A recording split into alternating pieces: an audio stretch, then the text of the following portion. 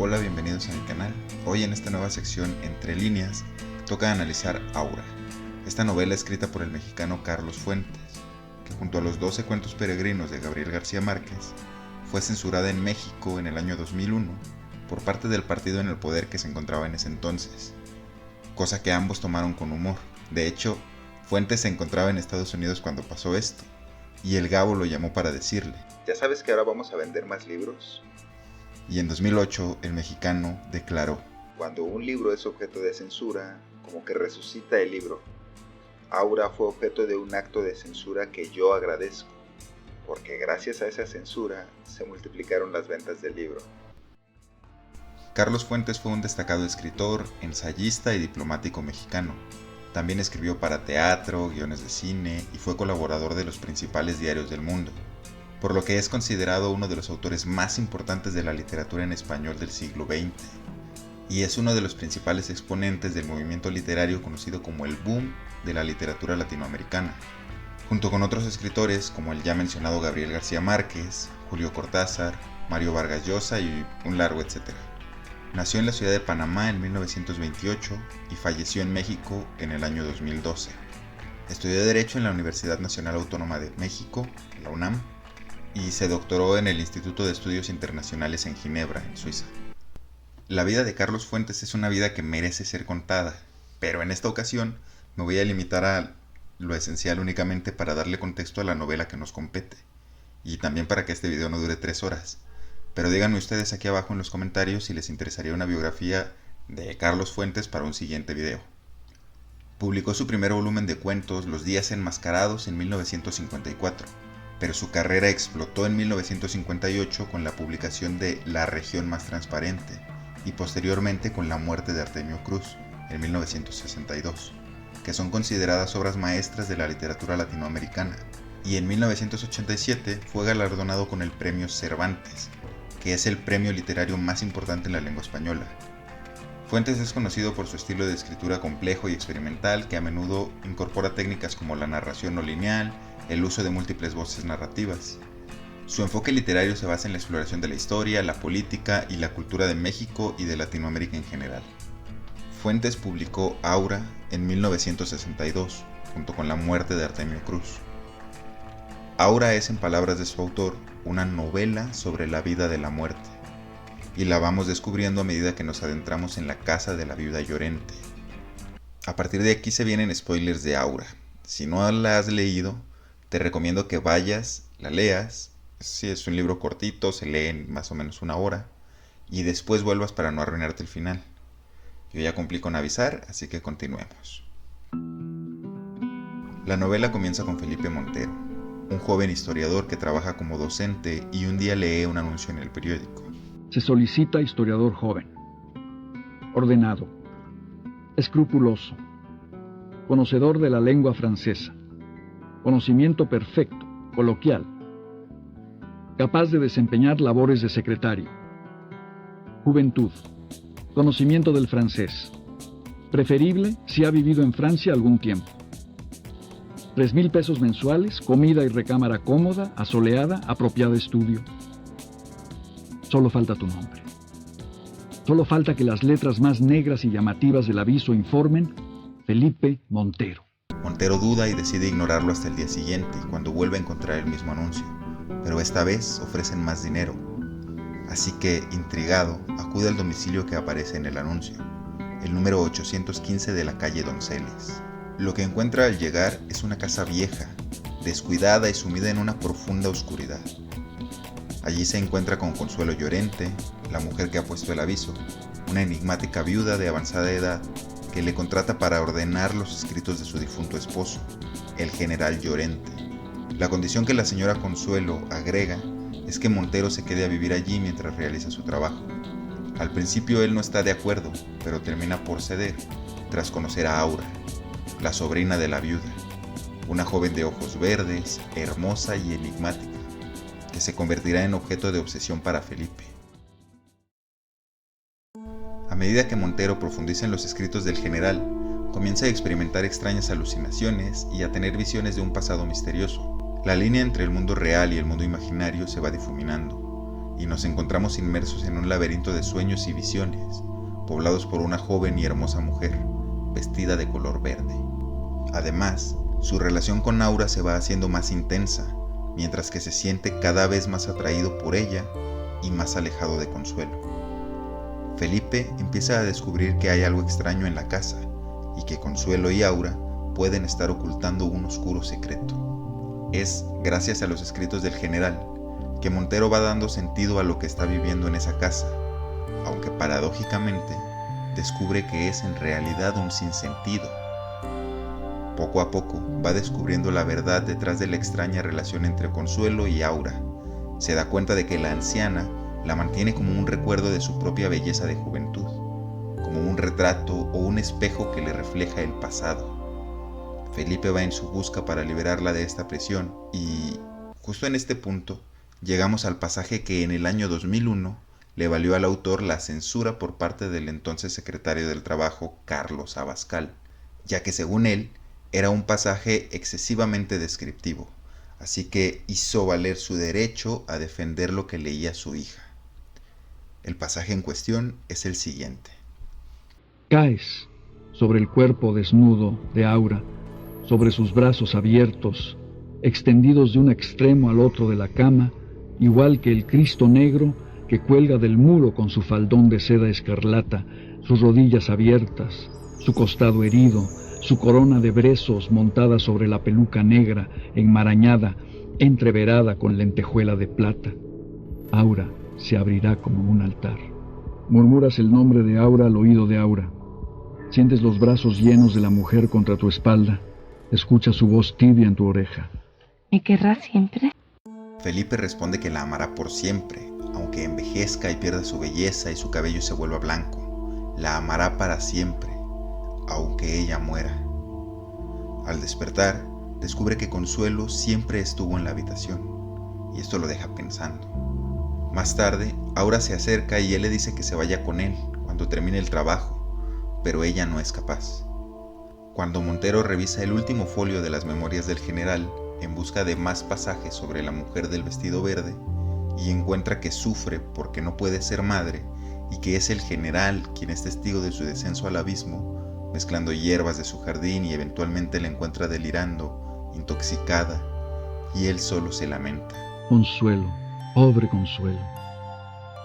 Consuelo, también el demonio fue un ángel antes. Luego de leer esto, Felipe encuentra unas viejas fotografías.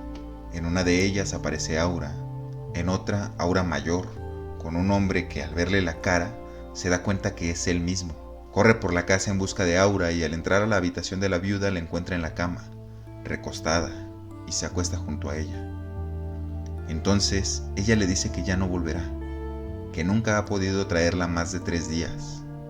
Montero, acostado a su lado, la abraza y cuando entra un leve rayo de luz, la ve.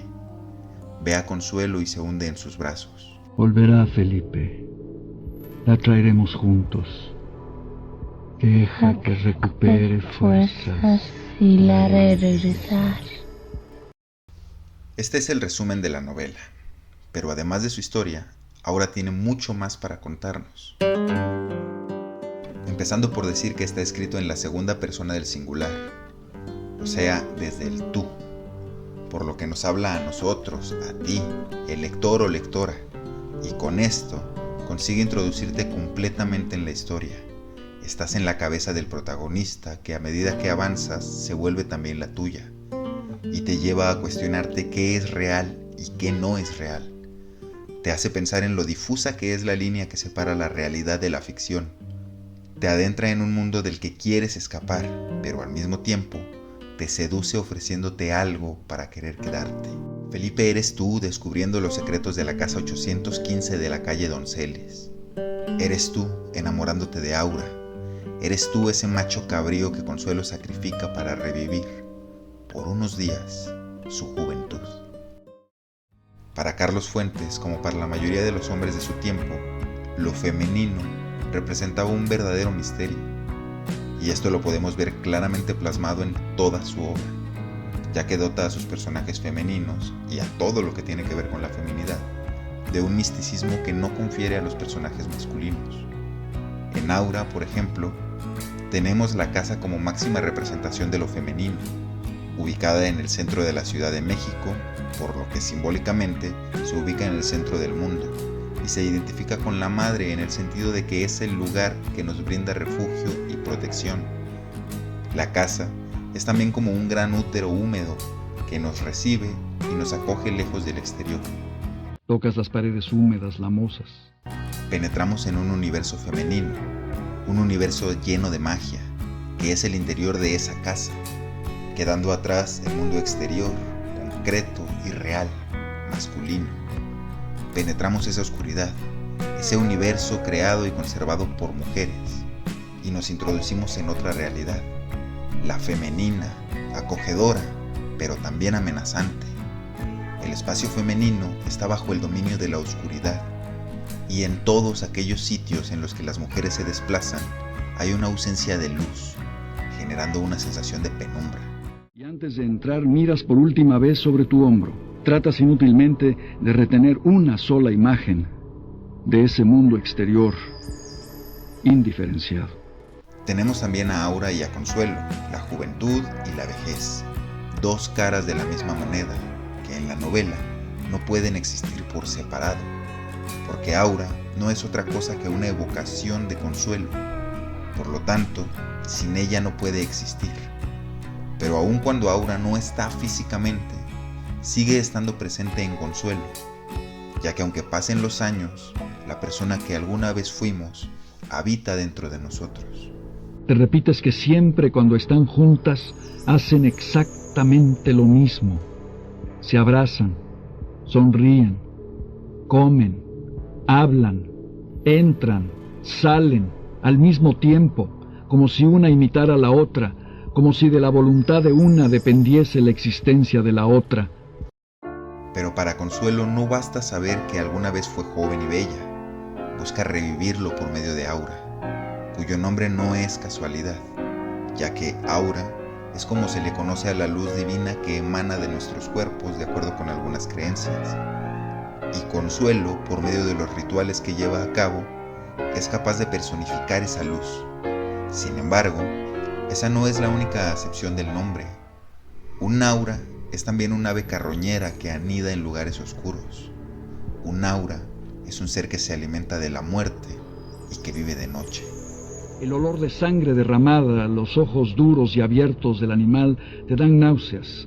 Detrás de esa imagen se pierde la de una aura mal vestida, con el pelo revuelto, manchada de sangre, que te mira sin reconocerte, que continúa su labor de carnicero. Aprovecho este último pasaje para hablar acerca de los animales que aparecen a lo largo de la historia.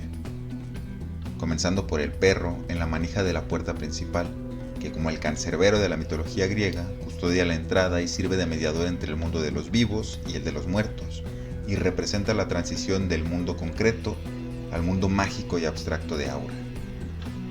Después aparece Saga, la coneja, que es un animal nocturno que se asocia con la fertilidad. Además, su nombre, al igual que el de la propia Aura, tampoco es ninguna casualidad, ya que hace ilusión tanto a la historia de varias generaciones de una misma familia, como a una mujer que hace encantos o maleficios. Más adelante en la novela y atrás en el tiempo, aparecen gatos, que son sacrificados por Consuelo para fortalecer su amor con el general, en lo que él describe como un acto inocente y por puro infantilismo. Un día la encontró, abierta de piernas, con la crinolina levantada por delante, martirizando a un gato. No supo llamarle la atención porque le pareció que tu faisais ça d'une façon si innocente par pur enfantillage, e incluso lo excitó el hecho, de manera que esa noche la amó, si le das crédito a tu lectura, con una pasión hiperbólica, parce que tu m'avais dit que torturer les chats était ta manière à toi de rendre notre amour favorable par un sacrifice symbolique. Y junto a los gatos también se mencionan ratones, que son animales que han sido culturalmente asociados a la brujería. Y por supuesto no podemos olvidar a ese macho cabrío que Aura degüella en la novela, que a mi parecer es un avatar del propio protagonista y por lo tanto nuestro. Y a su vez, de acuerdo con la tradición judeocristiana, el macho cabrío se asocia con el demonio, en contraposición al Cordero de Dios. ya que son animales difíciles de domar, a diferencia de las ovejas.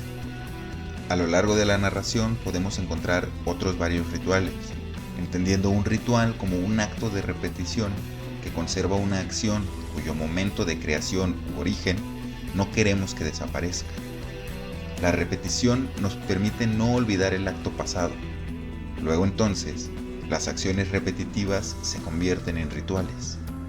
En la novela, vemos la repetición de la cena de riñones, con tomates asados y vino tinto que se sirve cada noche, la disposición de los 4 cubiertos, aunque Felipe coma solo, el toque de la campana por parte de Aura, cada vez que se sirve la comida, aunque sabemos que solamente llama a Felipe Montero, el sacrificio de los animales, que no solo aparecen en las memorias del general Llorente, sino que los vemos a través de los ojos de Felipe, en lo que podemos catalogar como el presente de la novela. Trepas velozmente a la silla, de la silla a la mesa de trabajo, y apoyándote en el librero, puedes alcanzar el tragaluz, abrir uno de sus vidrios, elevarte con esfuerzo y clavar la mirada en ese jardín lateral, ese cubo de tejos y zarzas enmarañados, donde 5, 6, 7 gatos, no puedes contarlos, no puedes sostenerte allí más de un segundo, encadenados unos con otros, se revuelven envueltos en fuego, desprenden un humo opaco, un olor de pelambre incendiada. También se utilizan algunos símbolos religiosos con la intención de crear una atmósfera sacrílega. Fuentes presenta a Felipe como un ser divino y a Aura como un altar. Aura, como María Magdalena, lava los pies de Felipe, que podemos entender como un símil de Jesús. Este es un acto de humildad y de amor. Y en el mismo pasaje que escandalizó al señor Abascal, Aura inicia un acto sexual que se convierte en una analogía del rito de consagración y comunión. Aura le da a Felipe una hostia, en un acto erótico, similar al de un sacerdote que ofrece la comunión. El acto erótico es carnal y se estructura sobre el rito de la consagración y comunión con Cristo. En este punto, ahora es Aura quien se compara con el Cristo negro que cuelga sobre la cabecera de la cama y se asimila a un altar. En este pasaje encontramos el ritual para el que Consuelo trajo a Felipe, el de engendrar al general para tenerlo nuevamente con ella. Y aunque para algunos lectores esta representación y perversión del rito original de la consagración y comunión pueda parecerles sacrílega, eso es precisamente lo que nos permite la literatura: utilizar libremente el material preexistente para deconstruirlo y darle otras connotaciones y otras interpretaciones.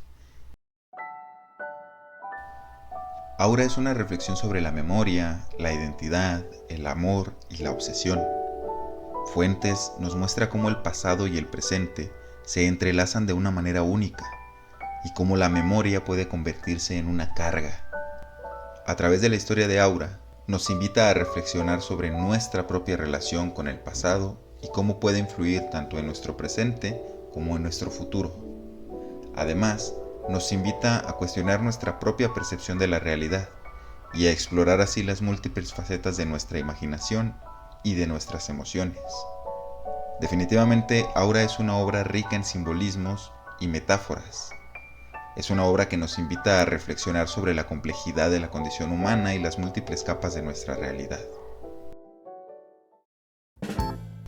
Y bueno, aquí terminamos con el análisis de Aura. Espero que les haya gustado. Si es así, me ayudaría mucho si me dejan un like, si me dejan un comentario con sus opiniones, con sus observaciones, si es que ya leyeron Aura, que espero que sí, porque pues, esto está lleno de spoilers. Y pues eso, ¿qué es lo que les hace pensar a ustedes? ¿Hacia dónde los lleva? ¿Les gusta o no les gusta la lectura? ¿Les gustaría que hablara un poco más acerca del autor? O no sé, ¿tienen alguna recomendación que quieran hacerme para un video posterior? Bueno, ya saben, como siempre los estoy leyendo ahí en los comentarios, trato de responder la mayoría. ¿Sí? Hasta ahorita, por el momento, gracias a que son pocos, he podido contestarlos todos. Entonces, pues ahí estoy. Y pues nada, me despido. Muchas gracias por llegar hasta aquí. Nos vemos la próxima.